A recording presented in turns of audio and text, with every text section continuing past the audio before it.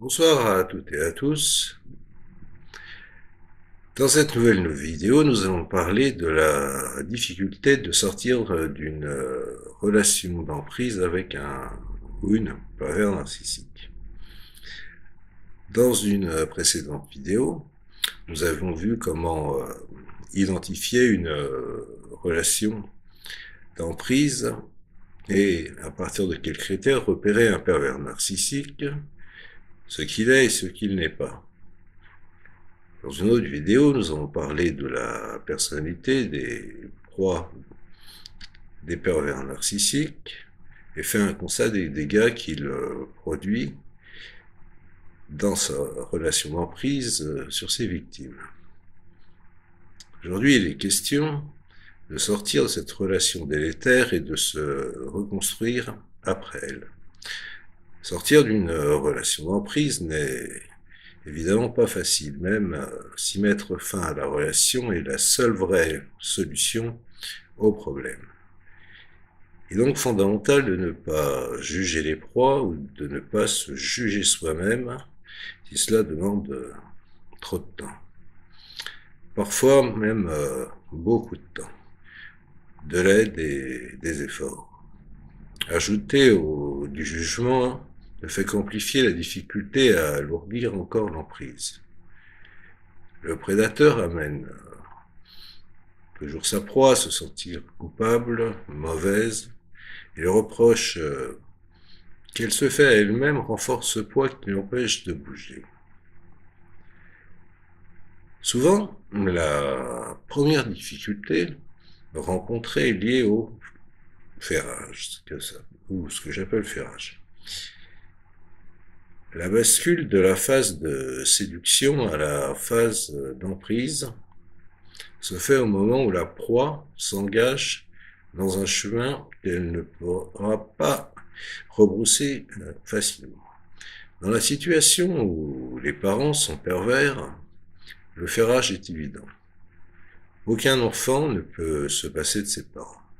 Adulte, sortir du ferrage amène l'ancien enfant à devoir désobéir à la loyauté excessive que le parent, pervers narcissique, attend de lui.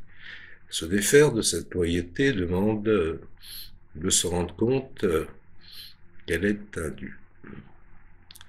Il faut ensuite entreprendre le chemin vers la sortie en acceptant de traverser des moments de culpabilité intense autour de l'impression d'être un mauvais enfant, déloyal. C'est ici, tant pour la prise de conscience que pour la traversée vers la sortie, que solliciter de l'aide est précieux. Il peut s'agir d'une aide amicale, vu l'importance des jeux, et bien sûr d'une aide thérapeutique, professionnelle. Elle est souvent la bienvenue. Donc, dans le cadre d'une relation amoureuse, le ferrage se fait souvent autour de ce que construit un couple. Une installation commune, un habitat acheté, qui engage un crédit sur des années, un mariage qui a entraîné des frais pour les deux familles, et pour ceux pour qui ça compte, un engagement en Dieu et les hommes. Le ferrage maximal est souvent autour des enfants, avec la crainte de ce qui leur arrivera si le couple se sépare. Et donc souffrance du divorce et suite de procédures souvent longues, voire on considère comme interminables. Le conjoint non pervers est souvent l'objet de menaces autour du fait qu'il sera séparé de ses enfants. Le prédateur réussissant à démontrer aux juges, aux magistrats, qu'ils sont incompétents pour s'en occuper. Se défaire de tous ces liens, surtout s'ils durent depuis longtemps, est une aventure très éprouvante et risquée. De facto, les pervers narcissiques réussissent souvent à extraire un maximum d'avantages matériels d'une séparation avec leur proie. Ils parviennent aussi parfois, malheureusement, à séparer les enfants du parent non pervers, au moins pour un moment, occasionnellement, et plutôt occasionnant une souffrance très importante. Dans ce cadre, et dans le cadre d'une relation amicale, le ferrage est moins intense. Quand on l'a repéré, il est vraiment facile de se séparer d'un ami pervers narcissique. Ami, entre guillemets. Cela se fait malgré tout difficilement dans la mesure où ce dernier détient des informations intimes que la proie n'a pas envie de voir évidemment diffusées partout. Son pouvoir de nuisance dans l'entourage peut être très grand. Si l'habitude est prise de menus services rendus, il va falloir s'organiser autrement, ce qui n'est pas toujours aisé ni possible dans l'immédiat. Dans le cadre du travail, enfin, la difficulté de retrouver un poste peut ligoter la proie. Bien évidemment, les procédures de rupture conventionnelle et autres licenciements à l'amiable sont en général rendues très difficiles dans ce cas. Et le risque de se faire licencier pour une faute grave, monter de toutes pièces, est loin d'être nul. Il y a donc souvent en plus perspective plus réjouissante de se lancer dans une longue procédure du tribunal des prud'hommes. Il y a d'autres difficultés. Celle liée au fait d'admettre que le prédateur, votre prédateur, est un pervers narcissique. De ce fait, le pervers narcissique est inconcevable, au sens où nous ne parvenons pas à le concevoir. Nous ne pouvons véritablement comprendre que ce qui nous ressemble, au moins un peu, ou la structure psychique des pervers narcissiques est étrangère à celle de la plupart d'entre nous. Alors pour certains cliniciens, il s'agit d'une structure psychotique, une soi-disant psychose blanche, c'est-à-dire une psychose sans symptômes psychotiques apparents comme le délire franc et les hallucinations.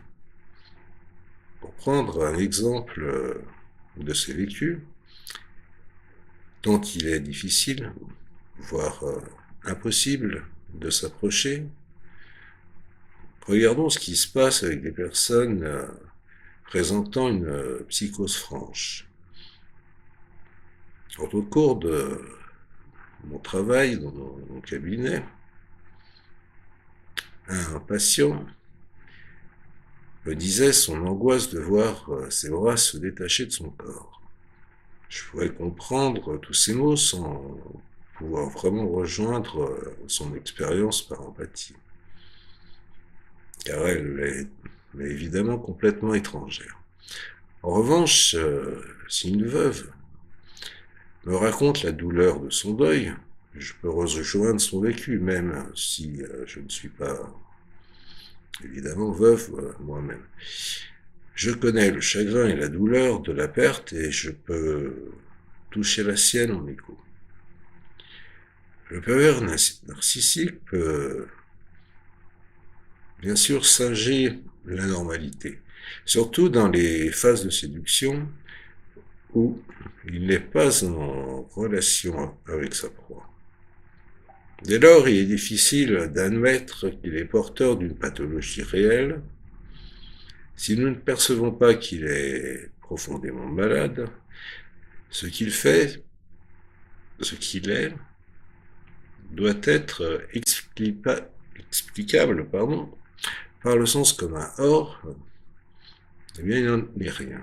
Il est malade, mais il est difficile de l'admettre. De plus, quand le prédateur a été admis dans l'entourage le plus proche et que la proie le connaît intimement, elle répugne à comprendre qu'elle a laissé pareil coucou s'introduire dans son nid et l'abuser.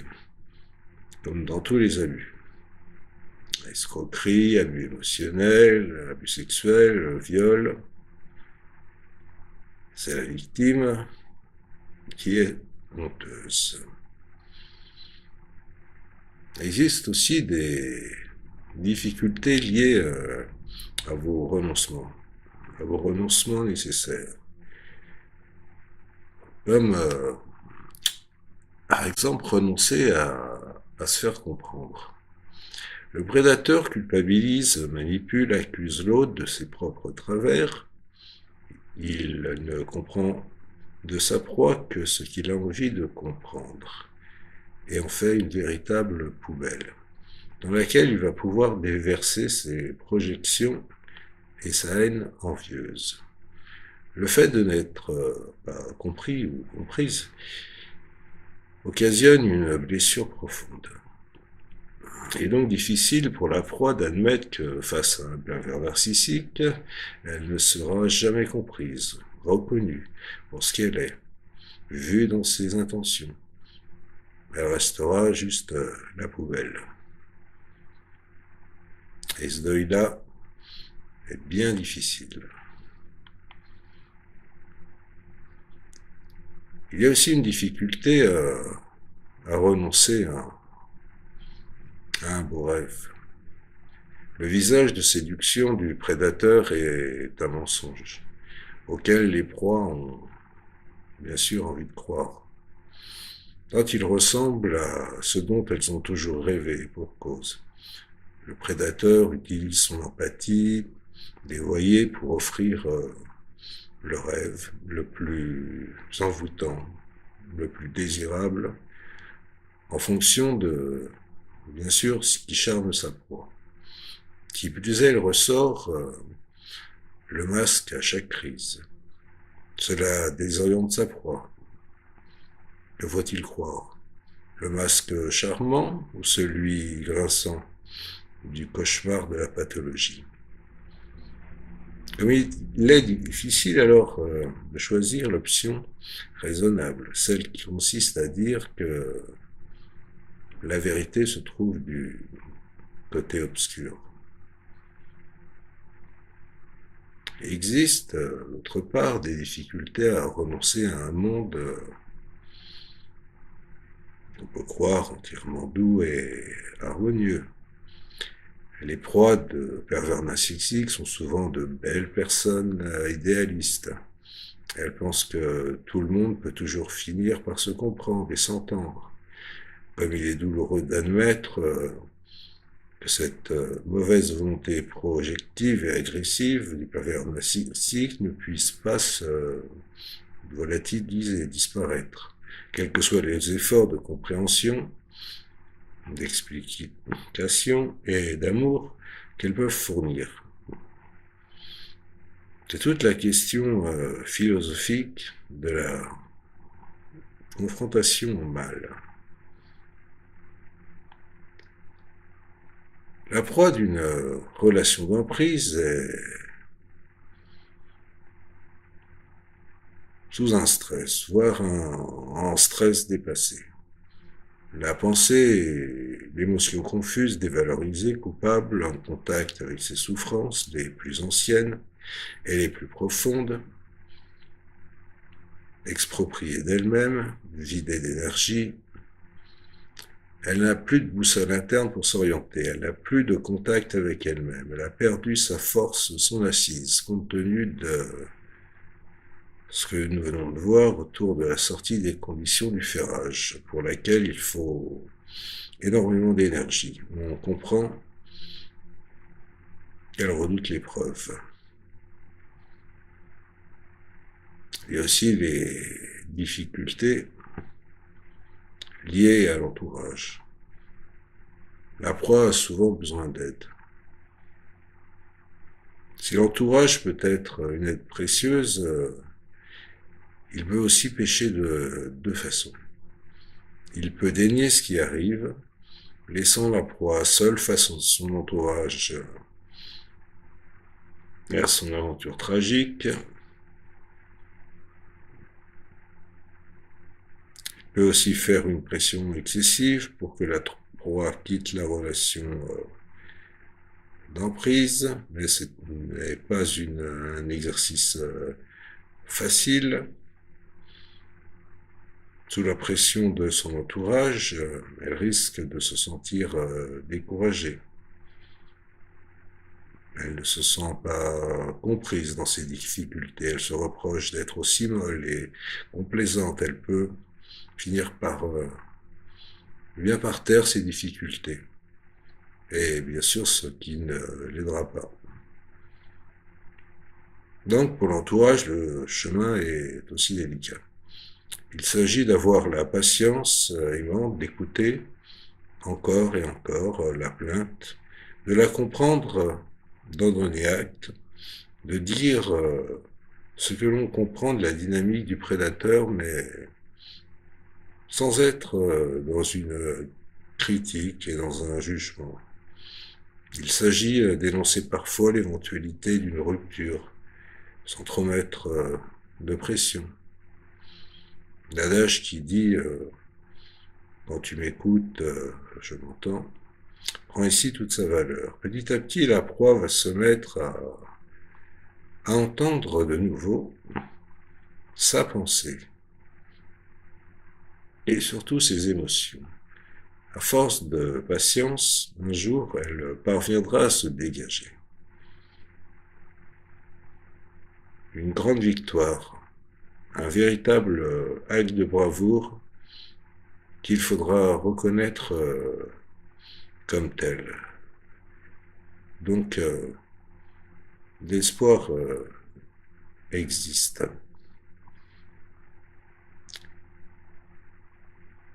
L'aide amicale aussi est bien sûr infiniment précieuse.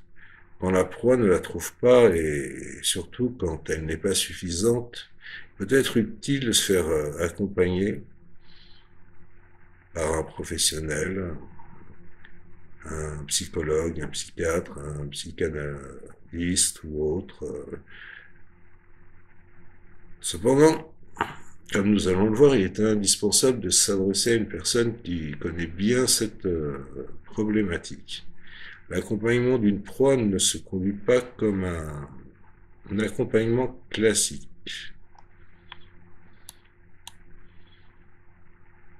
Donc, dans la recherche de l'aide professionnelle, comme dans la psychothérapie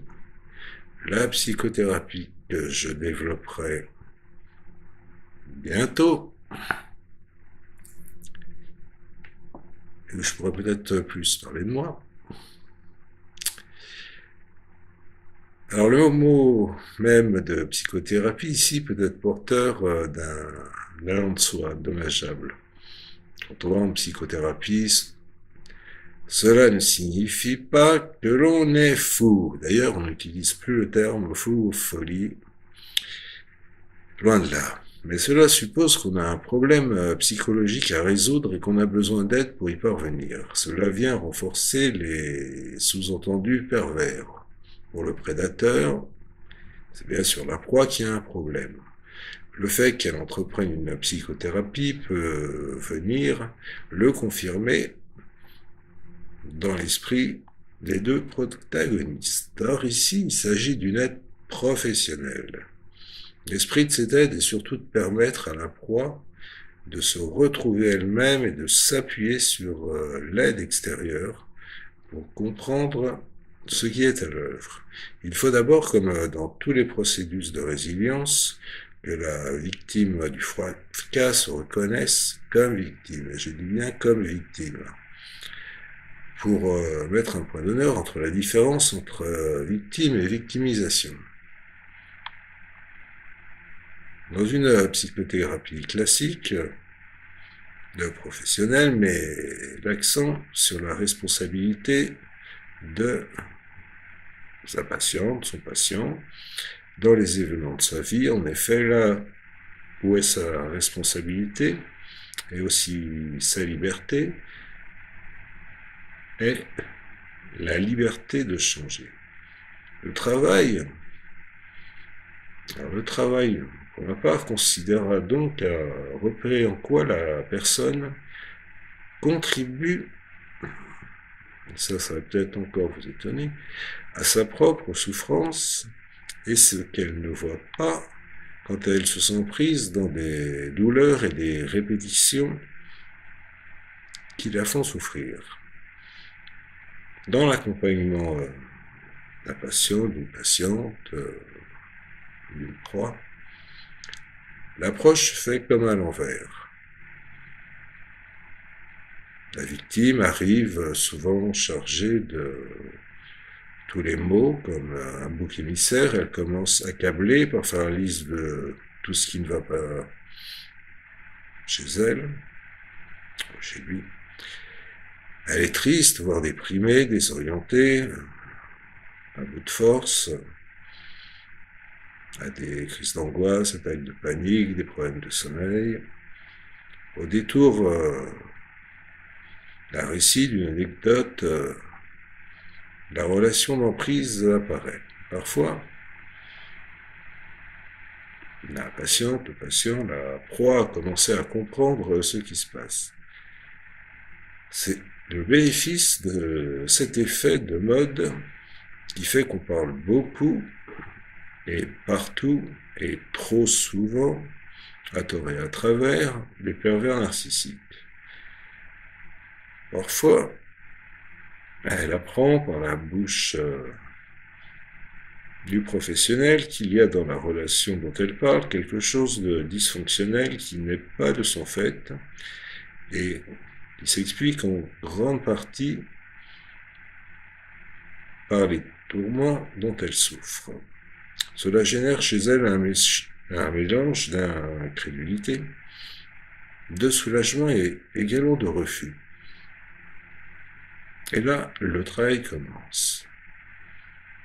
Ce qui vient donc ici en premier, ce n'est pas le travail sur une quelconque responsabilité de sa part, qui renforcerait l'effet d'emprise en confirmant qu'il y a chez elle quelque chose qui, si je puis dire, qui cloche, mais l'identification et la compréhension de l'autre. Le prédateur. Prédateur pour ne pas dire pervers narcissique. Cela demande au professionnel de sortir de sa réserve pour expliquer, illustrer, permettre à la victime de comprendre ce qui se joue. Cette partie du travail est relativement longue. Elle s'achève quand la personne en situation se rend compte, prend conscience de ce qui se passe et se distancie du jeu pervers. Elle voit et ne se laisse plus prendre dans les déstabilisations et les manipulations classiques. Imaginer qu'elle puisse ne plus être touchée est illusoire, mais elle est quand même moins affectée. Quand la compréhension claire commence, il faut traverser la honte d'avoir été abusé, trahi, trompé. La reconnaître, l'accueillir et prendre conscience qu'elle appartient en fait à l'abuseur. Il n'y a jamais de honte à avoir aimé ou avoir cherché à collaborer. Il s'agit aussi pour la victime d'emprise de traverser le deuil et le deuil de ses illusions quant à la relation et à son image d'un monde idéal, d'un couple idéal, où tout le monde est beau et gentil. Faire le deuil d'être un jour comprise par son bourreau, ce qui n'arrivera pas. Le deuil d'une reconstruction du lien, d'une amélioration de la communication. Et enfin, quand elle y est prête, le deuil de la relation elle-même. Avec toutes les conséquences, bien sûr que cela suppose la plupart du temps, souvent même tout le temps. L'emprise, toutefois, s'appuie sur des fragilités, sur les fragilités de la victime. Dans un deuxième temps, mais dans un deuxième temps seulement. C'est elle que la psychothérapie mettra au travail. Alors le but est triple, permettre à la personne de se reconnaître comme victime, mais de ne pas se cantonner à cette posture. C'est-à-dire voir en quoi elle a contribué à son fracas. Eh oui. Se reconstruire. Éviter que par la suite d'autres relations d'emprise soient possibles. Où sont ces fragilités? Sur quel message contraignant, par exemple, sur quelle injonction le prédateur s'est-il appuyé pour asseoir sa prise de pouvoir? Où sont les caractéristiques qui ont amené la proie, la victime, à se laisser piéger? Débute alors un chemin qui permettra au final que les conséquences lointaines d'une relation d'emprise soient positives. À travers l'élaboration de son fracas, la proie peut avancer vers une plus grande conscience et un changement profond. Une liberté nouvelle à être qui elle est et à mettre des limites claires, savoir dire non aussi, et ferme pour refuser ce qu'elle ne veut pas. Le stress de la relation d'emprise s'inscrit aussi dans le corps. Des approches qui visent à la fois le corps et l'esprit permettent une reconstruction et une élaboration étante, voire salvatrice. Nous parlerons ici de somato-psychopédagogie. Parce que c'est une approche que nous connaissons le mieux pour y être formés et la pratiquer. Bien sûr, il existe d'autres chemins psychocorporels, d'autres approches, d'autres techniques. Et pour ma part, bon, je choisirais bien sûr celle qui est la plus adaptée à la personne. Ces approches sont possibles pour adoucir et soigner les conséquences du stress, tant sur le plan physique que sur le plan psychique. Il faut donc soigner le corps et l'esprit, que la personne retrouve le goût de soi. Alors, il existe aussi, la somato-psychopédagogie, qui est une méthode qui permet d'apprendre de soi et de sa vie en s'appuyant sur une expérience de perception fine de son corps, de la vie qui s'y anime, bien sûr, et du sens qui se donne à travers cela. Donc, pourquoi pas, moi, pour ma part, utiliser la logothérapie de Viktor Frankl.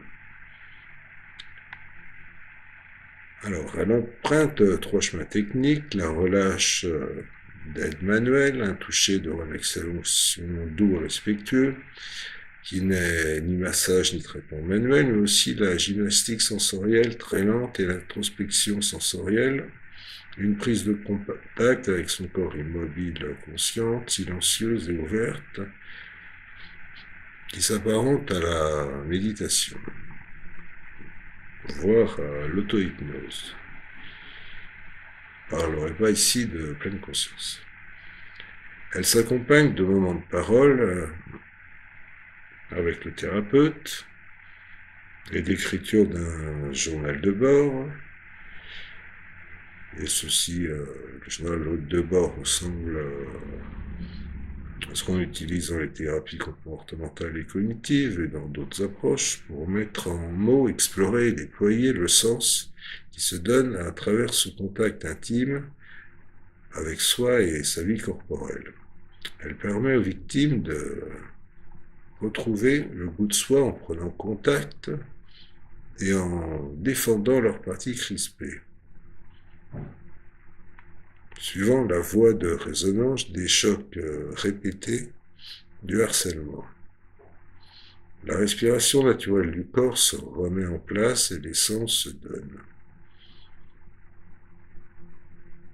Le mouvement de vie physique et psychique se remet en marche et toute la personne se trouve et se retrouve en reprenant un contact profond et intime avec elle-même. À travers ce voyage vers elle, elle peut retrouver la force de se battre pour sortir du piège et se reconstruire.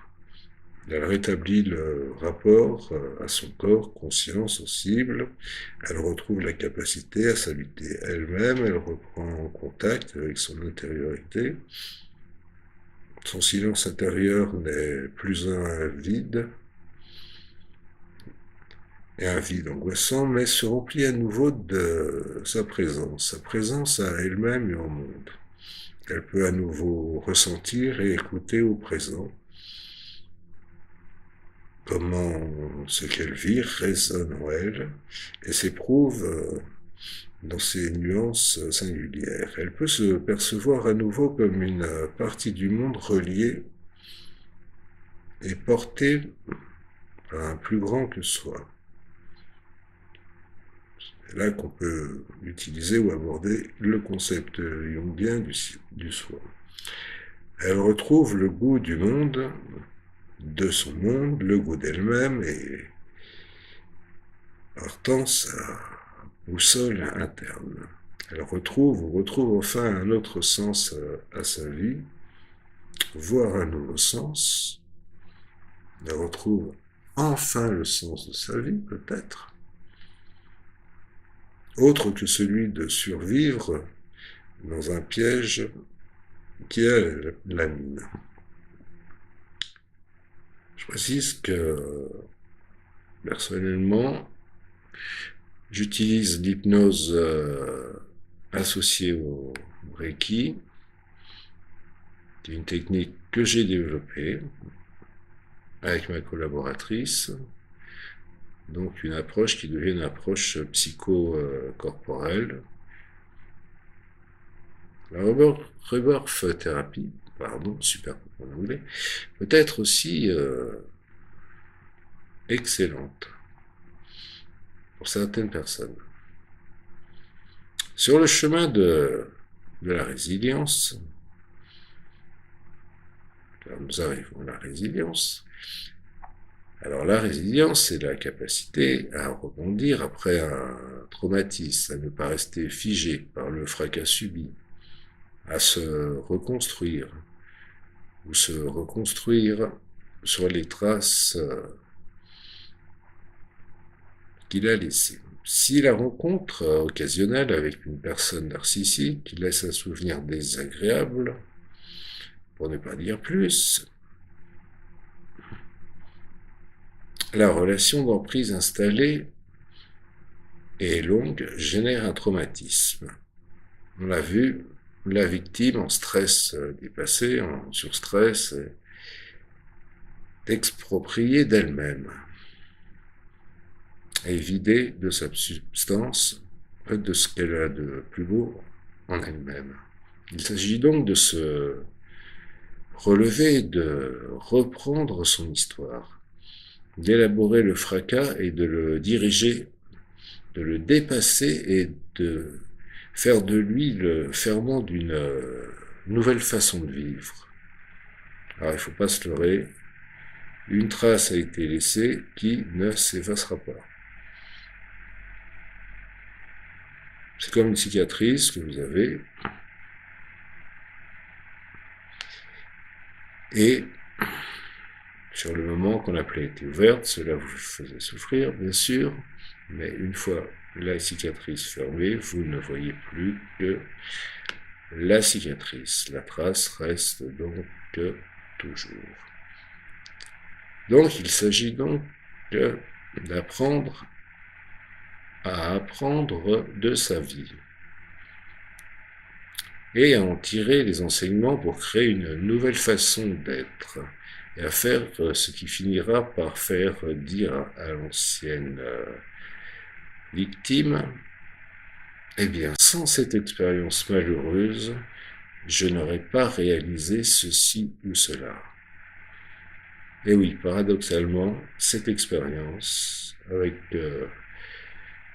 cette personne perverse, manipulatrice, va vous être d'un grand secours, voire très utile. Ce paradoxe va encore pouvoir en choquer plus d'un.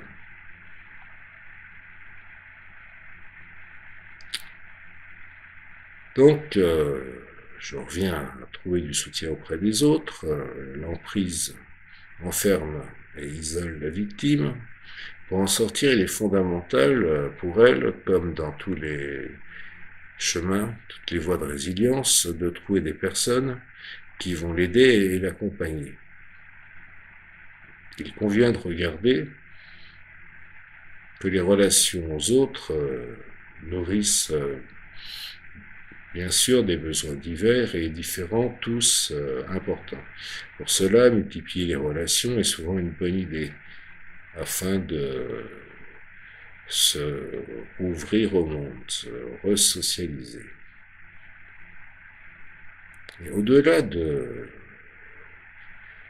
écoute professionnelle spécifique, il est important de trouver une ou des personnes qui vont pouvoir accueillir votre récit, le récit de la victime, pour qu'elle remette sa pensée en ordre, pour qu'elle retrouve ses émotions, pour qu'elle partage et se sente comprise, réintégrée à l'humanité. Elle a besoin de parler, de raconter, de dire. La meilleure attitude en face est bien sûr l'écoute. L'écoute toute simple, celle qui cherche juste à comprendre, à rejoindre son expérience. Donc un besoin de compréhension de l'emprise. Pour cela, la relation avec un professionnel attentif à la spécificité de cet accompagnement est l'un des bons chemins, voire un chemin incontournable. Alors bien sûr, on peut y adjoindre la lecture de livres sur le sujet, le visionnage de témoignages que l'on trouve par tonnes.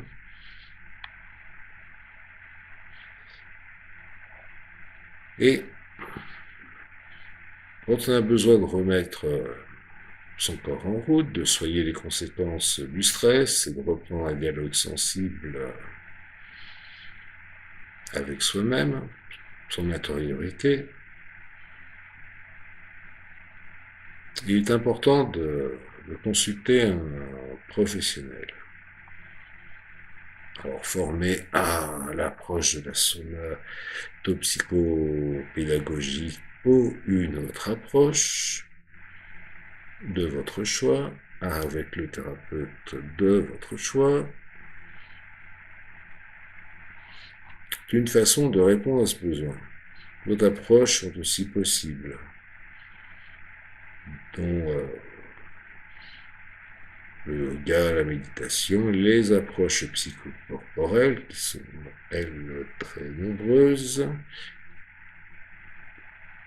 le sport, tout ce qui peut vous faire du bien, en fait. Et donc, tout ceci, la victime a un besoin de chaleur humaine et d'amour. Il est important de trouver sur son chemin des personnes tout simplement gentilles, dans la compagnie desquelles la victime pourra faire provision de tendresse, d'un amour ou d'une amitié chaleureuse. Une relation amoureuse, bien sûr, peut t'aider à se reconstruire, si elle est suffisamment simple et douce. Mais pour ceci, attention, prenez bien votre temps et apprenez à connaître la nouvelle personne. La victime a bien sûr besoin de divertissement, de rire, de récréation, de s'éclater, de redevenir léger, légère, et pouvoir s'amuser demande parfois même un réapprentissage. Quand la victime a vécu dans la peur, la tension, la manipulation, avoir un copain, un ami, ou un groupe de connaissances avec lequel vivent des moments festifs et gais est souvent une bénédiction pour elle. Il y a aussi le besoin d'aide matérielle. Certaines vies sont en vrac après la sortie de la relation d'emprise. Le ferrage a souvent mis la personne dans une situation matérielle tendue et au moment d'en sortir, trouver de l'aide matérielle est souvent la bienvenue et bien précieuse. Le temps de réorganiser sa vie et de trouver un autre ou un nouvel équilibre. Et il est aussi important d'apprendre à accueillir l'adversité. Aucune vie n'est exempte de moments difficiles, ni pour vous, ni pour moi. Même quand tout va bien, santé, relations, situation matérielle, nous sommes amenés à perdre les gens et les choses que nous aimons. À vieillir, les situations changent et les bons moments ont une fin. Et ainsi va la vie.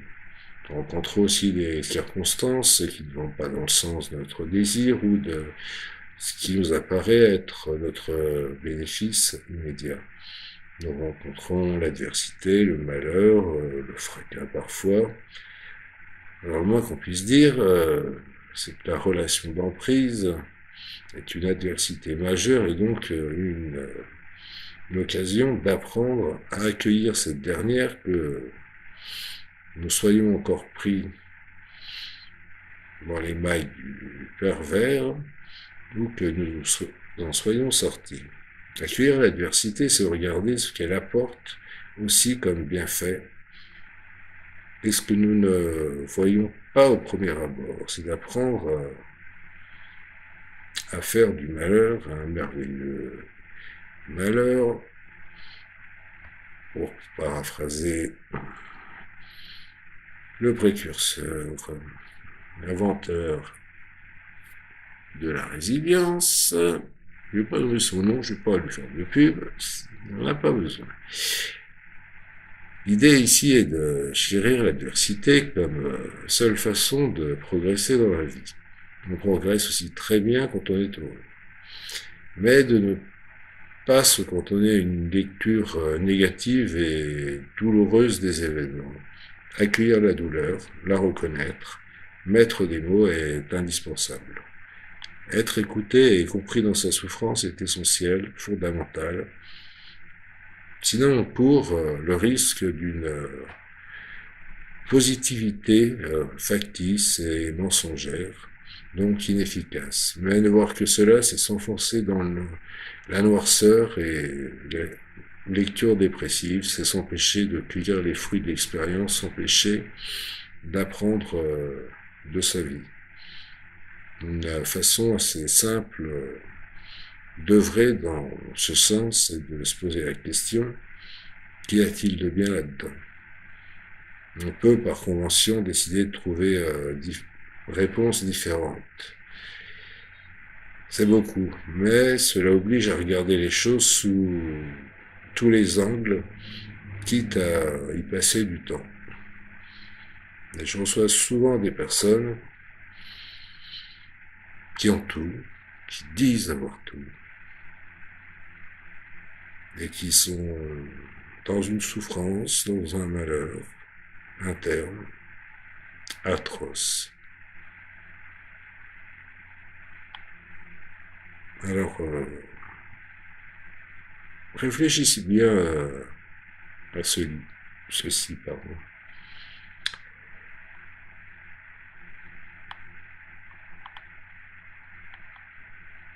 Ça vous apportera de mieux comprendre les gens, de mieux vous comprendre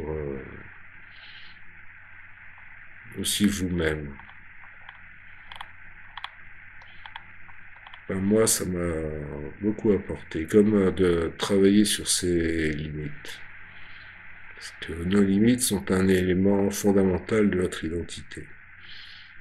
Séparant le dedans du dehors, elles définissent nos contours. Ce qui est à l'intérieur des limites est notre territoire propre.